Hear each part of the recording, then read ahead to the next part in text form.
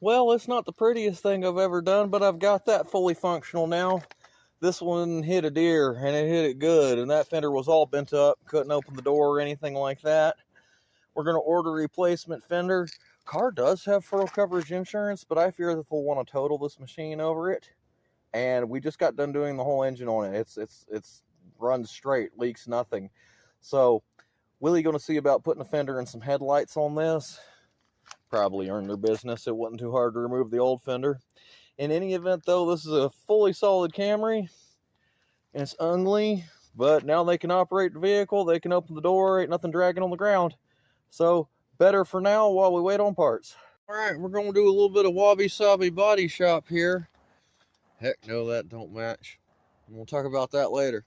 But first, pretty good dent in that right there. I hope you can see it as I move the camera up and down. I'm going to see if we can do something about that.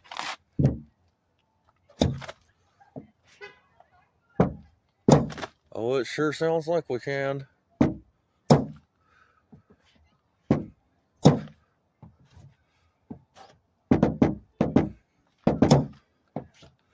Oh, making progress.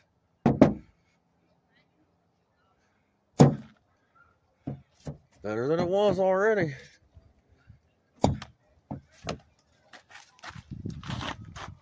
Well, that's some improvement. Let's work on this part a little bit more and I'll show you all the results. Alright, Wabi Sabi Body Shop is open for business. We're going to put some headlights in this.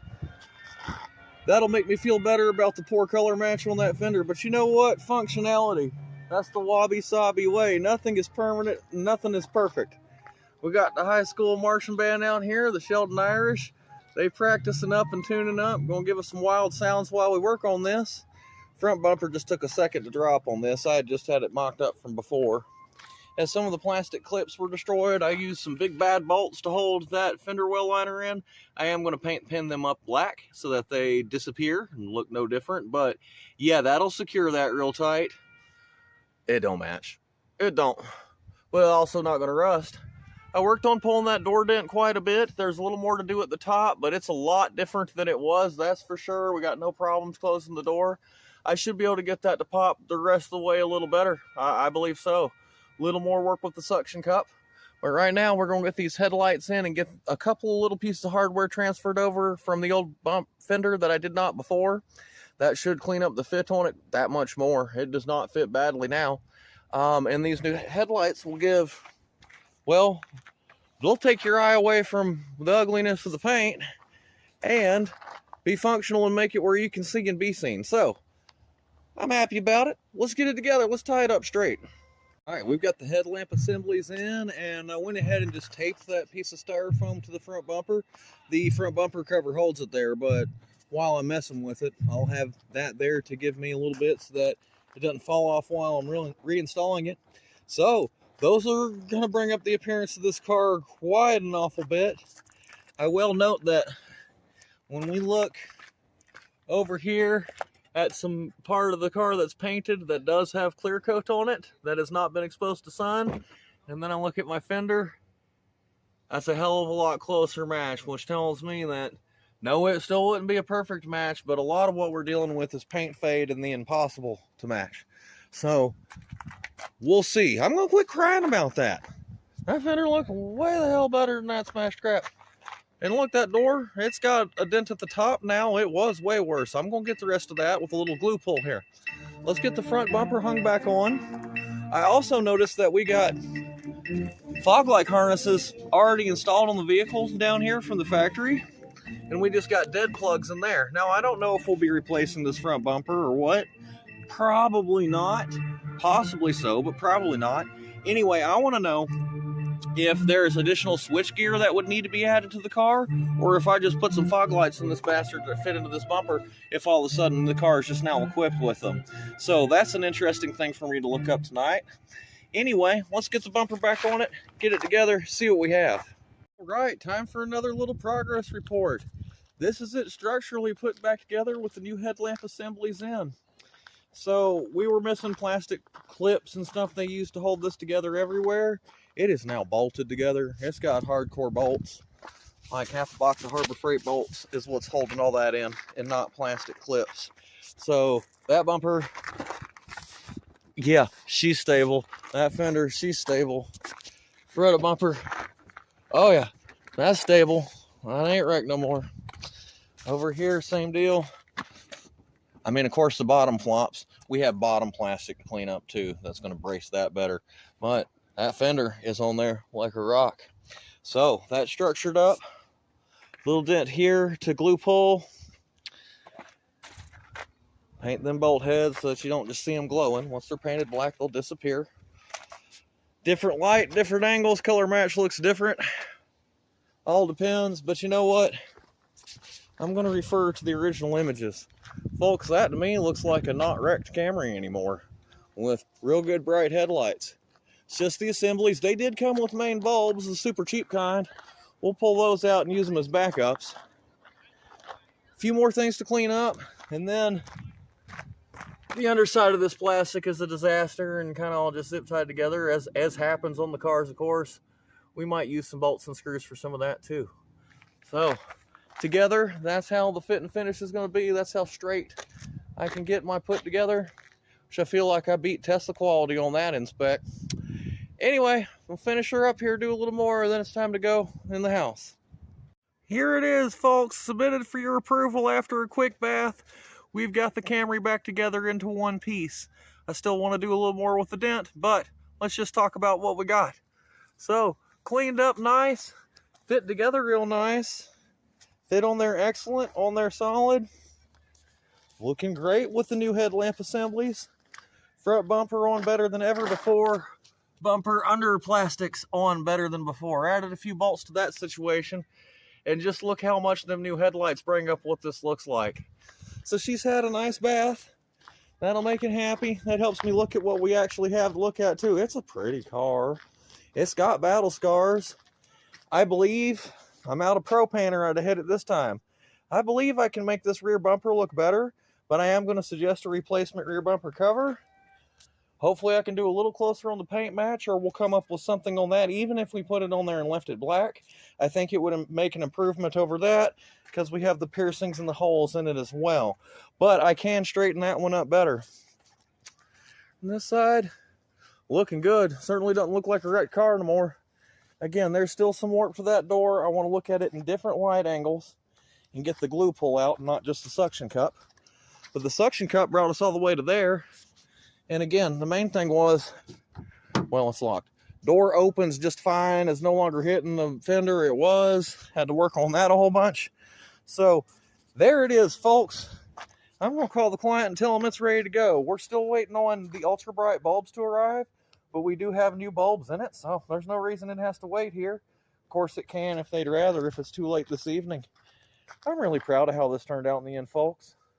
Have a good one. All right. So don't judge it too bad, because I'm using this LED porch light to show it off. But to show y'all what I meant by gigantic bolts, yeah, I used them bad boys. And I painted them in with my black paint pen. And when it's not under ridiculous porch light, an inch away, which shows all your damn sins. No, the color match ain't that damn bad off. Again, showing it all. But yeah, so that will not fall off of there. That will not get ripped off by that wheel and sucked under there and rip up this bodywork. That's what's not going to happen. That's all tied in that way. This bumper, where it pinches underneath there, is supposed to be like a plastic clippy sticking through a dingus. I guess. I don't know. It was all broken. Hell no. It is more of them giant bolts. It is tight. So everywhere I can stick one. I think there's one under here too that I didn't paint, so maybe it'll be more evident. Yeah, that's what we used to put this thing together, such as that where they had plastic clips. I used that. There you go, folks. Very valid point made there. These plastic flippies can definitely get underneath your tire and ruin your day, especially if they're still attached to the front bumper and they're still attached to the undercar up under your oil pan. Shit, that can get ramped up around an axle. That can destroy a light. Bad day. So, you know, if they don't find you handsome, at least they can find you handy. Labor Day has come and gone, and I mostly took it off to myself and just did a little tinkering on my cars. But now it's time to start the new work season. We've got our beautiful Camry back on deck. Done a lot of this one on overtime. I mean, you can see my marks going back to December of 21. So that would have been relatively first run customer. Then you can see where I did. Where does it say there? Well, that explains itself. That was done. There's them. You can see my other little tattoos everywhere where I make sure I know where things go. So, really pretty engine on this one. There's my fender that doesn't match color-wise, but you know what? It ain't coming off. Today is brakes day. We're doing pads front and rear. For the front of the situation, we went with Wagner OEX. I try to go with these anytime I can. Just look at that, folks. Hot dip galvanized. I ain't going to rust or turn brown. So those look nice. They always have a neat, the channels dug through them for heat dissipation and get rid of the dust. That's the best pads I can get you for the most part. And I did not pay extra. I don't get bougie on it. I go with high quality and stuff that ships the same. So, you know, I was not going to pay an additional $15 to ship a matching set of brake pads for the rear. We're going to go with Raybestos Element 3, which is top of the line premium brake pad set from Raybestos for the rear. So, different flavors, excellent both ways. It's going to be great on this car, and I'm excited to see what these old pads really look like. I've just done the through the wheel inspection and said, oh, they bad. So we'll have real data in a moment. Top side of this car is all good in many ways, and what we've done with this is address problems as they've come about. Okay, so top reseal was done when it was leaking bad. Fix things as we go. But I get underneath here now to do the brakes. And while none of this is done right this second and causing big problems, we got undercar to do on this for sure. So, control arm bushing, very fatigued. This whole control arm set should go as part of that. Motor mount looks old, but it doesn't, well, it might have poured out. We'll leave that alone at the moment. CV axle. Don't look like the boot's torn. A whole lot of leakage all over things. Of course, that's because of Camry power steering, which loves to leak. I've attacked these issues before, and I'm going to let this one know that if that needs serious help, you replace all of it. That don't feel full of oil, so that's good. Strut, defeated. Sway bar link. I mean, it's together. It's solid. But I certainly can make this ride better. Here's what we're here to do today. Seen a lot worse, but this is normal, regular time to change brake pads, not Eugene's worst change brake pads. And they're probably going to be like that on front and rear. I think they're a little thinner on the back. So, big improvements on the way to this one, but easy work to get there. Yep, them Wagner OEX is definitely my favorites where applicable. They just look like I did a good brake job no matter what, you know? Good stuff, and it stays looking that way too. Well, months later, it's not all brown and nasty. It look just that shiny through the wheel. I like them. So that's substantially more pad. This is what our previous pad thickness looked like. So halfway through, you can see here that this will be a substantial gain in friction material. Plus, everything else about them is better in every way. Customer wasn't complaining about too much brake problem. I don't think that they were having a whole lot of trouble stopping, but now they're going to stop on that dime. That's one corner installed, looking pretty, got it all marked up, got my marks on my bolts proving I tightened them up. Relatively simple work this time around. Let's get the wheel back on, put it on the ground, maneuver it a little bit, do the other side. Corner number 2 up in the air, so let's do a little inspection. Brake pads, ready to go, nothing severe, as before. Rotors look relatively good. I mean, they're a bit shiny, but there's no ridiculous ridge. It's just very small. Nothing wrong with that, for the most part. No liquid in that boot. That's good. No wiggle in that.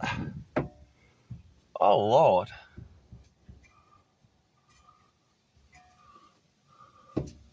Okay, well, we need to address the sway bar situation.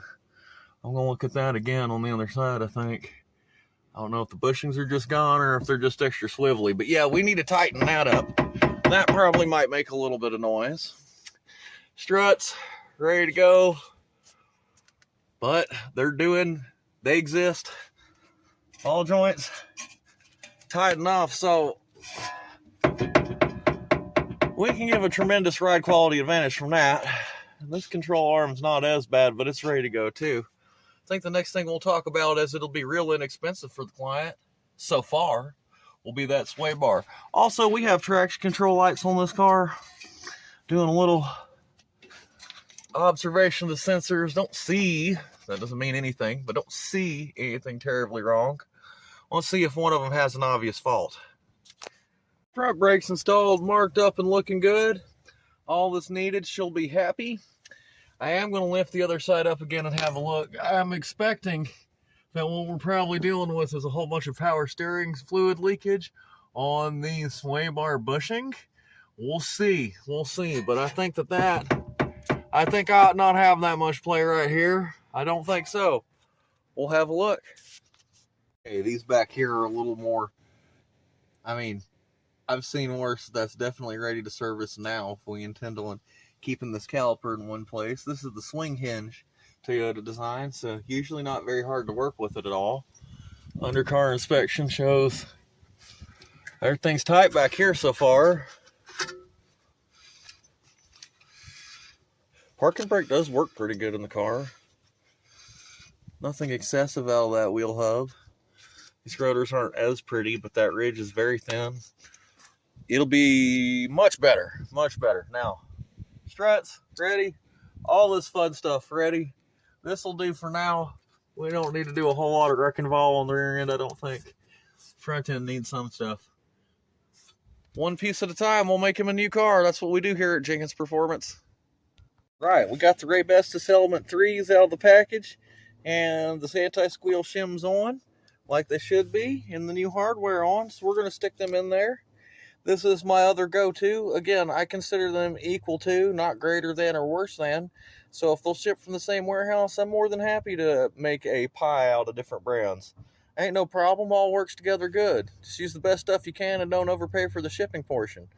Let's get those pegged on there. 3 corners done. And boy, don't them look fatter and meaner. Yes, and that's going to be good right there. Ray Bestis Element 3s installed, the hybrid brake pad. So, marked 9 of 23, got all that lubricated up nice. Super easy to do with this one. You could even have the parking brake on. It's a completely separate system, drum on hat style. Prefer that over wind back calipers for sure. One more to go. Just a quick remaneuver of the car to get it over more this way for the rear. And then we'll put this on the road, go do a little test drive. I expect, we didn't have a lot of brake problems before. I expect it to just be good stopping now. We're on the final corner, and it's kind of a rinse and repeat situation. We got these no backing plate, world's cheapest brake pads that have been used all the way up. And you know, I'm not going to cry about cheap brake pads. Sure beats no brake pads all day. Okay, there's a place for that. Rest of this, structurally solid. Could use some things, could use a strut, but the front end needs me a lot more than anything back here on the rear does, is my opinion. So let's blast these off. Won't be long from here. 4th corner installed and looking quite proud of itself. Got that all marked up. No job true without it. Only receipt you get. That's how we prove we did it here. So that's 4-wheel pads on this car.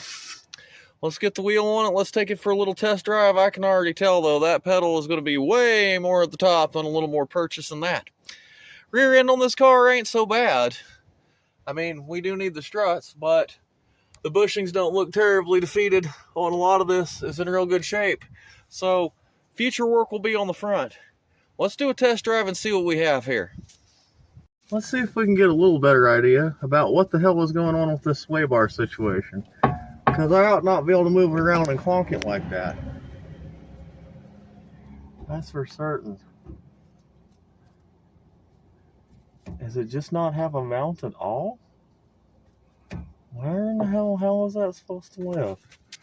Look from underneath a little bit.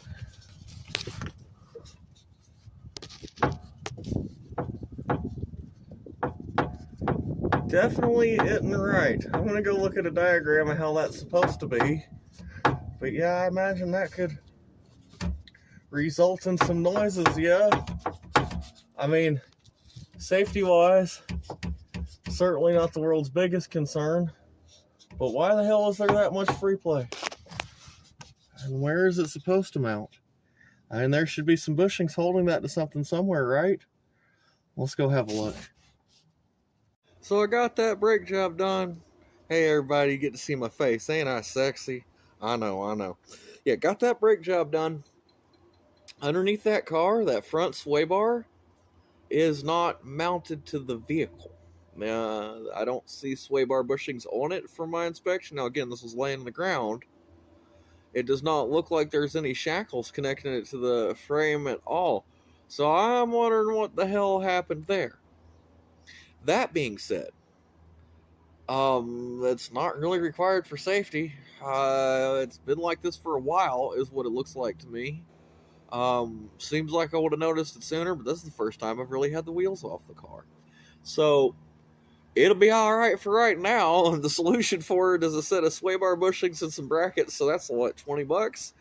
Looks like a real bitch to get up under there. I'm wondering if somebody screwed with this rack or took something loose, or why the hell it's like that, and what I'm going to run into with U-bolts and shit trying to put it back together. But you know what? If it's broken, I can successfully fabricate a sway bar system on this car. So no matter what it takes, we'll get this one done, and it's perfectly safe to drive. Again, no faults that it hadn't had in a long time. I guess there's just going to be quite a bit more body roll in the vehicle than we would appreciate, but you know, I see that I can tie it down, so I'm happy.